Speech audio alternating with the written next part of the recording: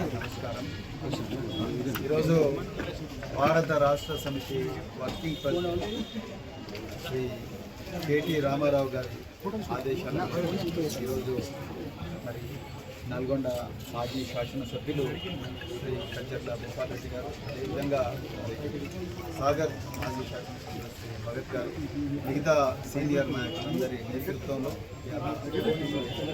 నల్గొండ జిల్లా కలెక్టర్ గారికి కళ్యాణ లక్ష్మి మరియు షాదీ ముబారక్ పథకాలను కొనసాగించాలి, కేసీఆర్ గారి ఆనవాళ్లను చెరిపేసే దుర్మార్గమైన కార్యక్రమం రేవంత్ రెడ్డి గారు ఏదైతే గత 3 సంవత్సరాలుగా చేస్తున్నారో ఆ కుట్రలో భాగంగా కళ్యాణ లక్ష్మి షాదీ ముబారక్ అనే గొప్ప పథకాలను మరి రద్దు చేసే కార్యక్రమాన్ని వెంటనే ఉపసంహరించుకోవాలని చెప్పేసి డిమాండ్తో ఈరోజు కలెక్టర్ గారిని జరిగింది. నేను ఇప్పుడే పొన్నం ప్రభాకర్ గారి పత్రికా సమావేశాన్ని సెక్రటరియట్లో చూశాను. నిజంగా పొన్నం ప్రభాకర్ గారు, రేవంత్ రెడ్డి గారు మీరిద్దరూ అర్జెంటుగా రాజీనామా చెయ్యాలి. ఇవాళ పొన్నం ప్రభాకర్ గారు మీరు ఏమంటున్నారు? Government is very serious, government is very serious, government is very serious అని అంటున్నారు. దేనికి సీరియస్ ఉంది? Government is very serious to stop all the schemes initiated by honourable KCR గారు. మీరు సీరియస్గా ఉన్నది కేసీఆర్ గారి ఆనవాళ్లను రద్దు చేయడం సీరియస్గా ఉన్నారు.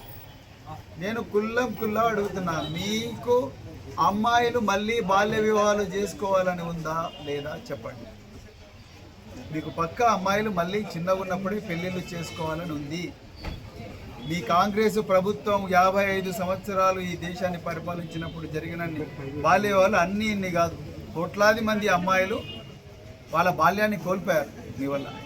మీరు చేసిన అన్యాయాన్ని దృష్టిలో పెట్టుకొని ఆ అమ్మాయిల కష్టాలు కన్నీళ్లు కడగండ్లు తీర్చడం కోసం ఒక తండ్రిగా, ఒక మామగా, ఒక పెద్దన్నగా కేసీఆర్ గారు మరి కళ్యాణ లక్ష్మి షాదీ ముబారక్ అనే ప్రోగ్రాం, ఒక పథకాన్ని, దేశంలోనే ప్రతిష్టాత్మకమైన పథకాన్ని తీసుకొచ్చి 13 లక్షల మంది మహిళలు, అమ్మాయిలు బాల్య వివాహాల బారిన పడకుండా, వాళ్ళు బాగా చదువుకొని వాళ్ళ కుటుంబాల అప్పుల బారిన కాకుండా, పెద్ద పెద్ద ఫంక్షన్లకు పోయి అప్పులు చేసుకొని మళ్ళీ ఉరితాడు వైపు పోకుండా, ఉరికంబం ఎక్కకుండా ఇవాళ కేసీఆర్ గారు 13 లక్షల మంది మహిళల జీవితాలను కాపాడితే, 13 లక్షల మంది కుటుంబాల్లో వెలుగు నింపితే, ఈరోజు రేవంత్ రెడ్డి మరియు పొన్నం ప్రభాకర్ మిగతా అందరూ కాంగ్రెస్ నాయకులు కలిసి ఈ ప్రోగ్రాంను రద్దు చేసిండ్రు. నేను ఒకటే ప్రశ్న అడుగుతున్న పొన్నం ప్రభాకర్, మీకు రేవంత్ రెడ్డికి ఈ ప్రజా ప్రయోజనాల వాద్యం పడ్డదని తెలియదా? హైకోర్టులో విజయ్ గోపాల్ అనే ఒక అడ్వకేటు ఈ పిటిషన్ వేసిందన్న విషయం తెలియదా? ఈ పిటిషన్ను రేవంత్ రెడ్డి ఆ అడ్వకేట్లతో వేయించిండన్న విషయం మీకు తెలియదా? మీరు ఓపెన్గా చెప్పాలి. లేకపోతే పిఐఎల్ పడ్డ వెంటనే హైకోర్టు నుంచి గవర్నమెంట్ ప్లీడర్లకు కానీ, డిపార్ట్మెంట్ హెడ్కి కానీ, బీసీ వెల్ఫేర్ శాఖకు కంపల్సరీ నోటీస్ వస్తుంది, ఫోన్ కాల్ వస్తుంది. ఎందుకంటే నేను పొన్నం ప్రభాకర్ గారు మీ పేరే స్పెసిఫిక్గా ఎందుకు చెప్తున్నా అంటే, మీ బీసీ వెల్ఫేర్ శాఖనే కళ్యాణ లక్ష్మికి నోడల్ డిపార్ట్మెంటు, షాదీ ముబారక్ కూడా మీరే నోడల్ డిపార్ట్మెంటు. ఏ మంత్రి నిర్ణయం తీసుకోవాలన్నా ఆ నిర్ణయం అనేది మీ ద్వారా నుంచే పోవాలి. హైకోర్టులో పిటిషన్ పడ్డ వెంటనే, జూలై నెలలో పడ్డ వెంటనే మీకు ఫోన్ కాల్ వచ్చి ఉంటుంది. మరి మీరు అందరు అధికారులను పిలిపించి ఉండాలిగా. పిలిపించి BC welfare, SC welfare, tribal welfare, minority welfare ఈ అధికారులందరినీ కూడా పిలిపించి మీరు ఏమయ్యా పిటిషన్ పడ్డది, మాకు అధికారం లేదని ఆయన అడ్వకేట్ అడుగుతా ఉన్నాడు, మనకి ఏమేమి అధికారాలు ఉన్నాయి? కేసీఆర్ గారు 10 సంవత్సరాలు ముఖ్యమంత్రిగా ఉన్నప్పుడు పడని పిఐఎల్ ఇప్పుడు ఎట్లా పడ్డదని ముందు పరిశోధన చేయాలి కదా ప్రభాకర్ గారు. మీరు చేయలే. మీరు అధికారులను పారావైజ్ రిమార్క్స్ తీసుకురమ్మని అడగలే. పారావైజ్ రిమార్క్స్ తీసుకొచ్చి మనం మరి కౌంటర్ చేయాలి కదా హైకోర్టులో అని అడగలే. అదేవిధంగా లా డిపార్ట్మెంట్కి దీన్ని పంపించాలి. ఇలా రాష్ట్రంలో లా మినిస్టర్ ఎవరు? లా డిపార్ట్మెంట్ ఎవరి చేతిలో ఉన్నది? రేవంత్ రెడ్డి చేతిలో ఉన్నది. అంటే హోంశాఖ మంత్రి ఆయన్నే, ముఖ్యమంత్రి ఆయన్నే, లా మినిస్టర్ ఆయన్నే. మీరు రేవంత్ రెడ్డి కలిసిన ఈ గూడు పుటాని వల్లనే ఈరోజు హైకోర్టులో గౌరవ న్యాయమూర్తి గారు 4 సార్లు అవకాశాలు ఇచ్చినా కూడా మీరు కౌంటర్ దాఖలు చేయలేదు. అడుక్కున్నాడు మీ అడిషనల్ అడ్వకేట్ జనరల్, అయినా కూడా మీ అడిషనల్ అడ్వకేట్ జనరల్ కేసుకు 3 లక్షల రూపాయలు తీసుకుంటారు కదా అడ్వకేట్ జనరల్.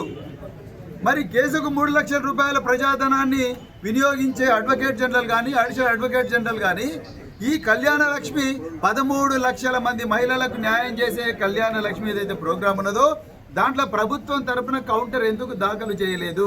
ఎందుకంటే నీకు తెలుసు, రేవంత్ రెడ్డికి తెలుసు ఈ ప్రోగ్రామ్ని ఎట్లయినా బంద్ చేయాలి. ఎందుకంటే దీనివల్ల కేసీఆర్ గారికి మంచి పేరు వచ్చింది.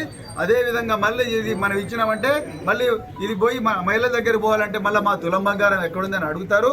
మనం 2023లో తులం బంగారం ఇస్తామన్నాం కదా, ఈ తులం బంగారం ఎక్కడ అమ్మాయిలు అడుగుతారు. కాబట్టి గత 9 నెలల నుంచి ఈ ప్రోగ్రామ్ను బంద్ చేసిండ్రు. ఎందుకు బంద్ చేసిండ్రండి? ప్రభుత్వమే, భారత ప్రభుత్వం, వరల్డ్ బ్యాంకే ఇది బెస్ట్ స్కీము డీబీటీ కింద, డైరెక్ట్ బెనిఫిట్ ట్రాన్స్ఫర్ స్కీమ్ కింద బెస్ట్ స్కీమ్ ఇది. ఇట్లా కరప్షన్కు తావులేదు. ఎందుకంటే పెళ్లి పత్రిక చూస్తారు, ఆధార్ కార్డు చూస్తారు, అడ్రస్ చూస్తారు, బర్త్ సర్టిఫికేట్ చూస్తారు, ఇంకేం కావాలండి మీకు? పెళ్లి ఫోటోలు కూడా చూస్తారు. డైరెక్ట్ పెళ్లి పందిర్లోకి పోయి మా కంచర్ల భూపాల్ రెడ్డి గారు, నోముల భగత్ గారు, మరెందరూ ఎమ్మెల్యేలు పోయి డైరెక్ట్ పెళ్లి మండపంలోనే, కళ్యాణ మండపంలోనే కళ్యాణ లక్ష్మి చెక్కులు ఇచ్చిన చరిత్ర భారత రాష్ట్ర సమితికి ఉన్నది. ఇలా మీ పుణ్యమాని వాళ్ళు తల్లులైనరు, వాళ్ళు అమ్మమ్మలయ్యేదాకా మీరు వాళ్ళకి చెక్కులు ఇచ్చే పరిస్థితి లేదు. అది పరిస్థితి ఇలా తెలంగాణ రాష్ట్రంలో. నేను ఒక్కటే క్వశ్చన్ అడుగుతున్నా, మీ రేవంత్ రెడ్డి గారికి, మీ పొన్న ప్రభాకర్ గారు, మీ ఇద్దరికి ఈ విషయం తెలుసు. ఇది పిఐఎల్ పడ్డదన్న విషయం తెలుసు, ఈ అడ్వకేట్ జనరల్ అపియర్ అయ్యిందన్న విషయం తెలుసు. కానీ మీరు ఇన్స్ట్రక్షన్